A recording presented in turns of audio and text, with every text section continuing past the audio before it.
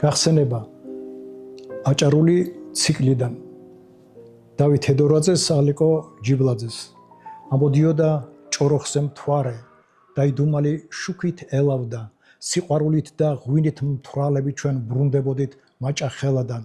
ხელავდა ზღვა და საფენებს ქაფის, ტანზე ახვევდა ნაპირებს ქვიანს, შორს ღამის ბინჩი ელავდა გველოდა სარფი, როგორც ტკივილი და რელიქვია, ქშოდა ქარიც და ქროლა ქართა, ეფინებოდა კიდიდან კიდეს და ჩვენ ამ ლამას სამშობლოს გარდა სხვა არაფერი ქონდა სიმდიდრე. ამოდიოდა ჭოროხზე მთვარე, დაიდუმალი შუქით ელავდა, სიყვარულით და ღვინით მთვრალები ჩვენ ბრუნდებოდით მაჭახელადან. და მე რადგანაც შემოდგომა არის, შემოდგომაზე წავიკითხო პატარა ლექსს. შემოდგომა ეტიუდი.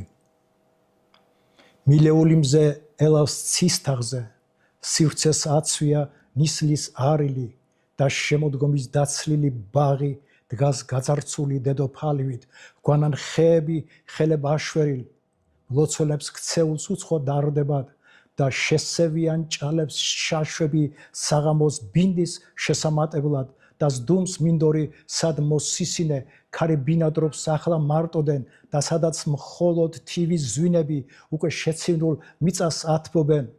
მილეული მზე ელავს ცისთაღზე, სივრცეს აცვია ნისლის არილი და შემოდგომის დაცლილი ბაღი დგას გაძარცული დედოფალით.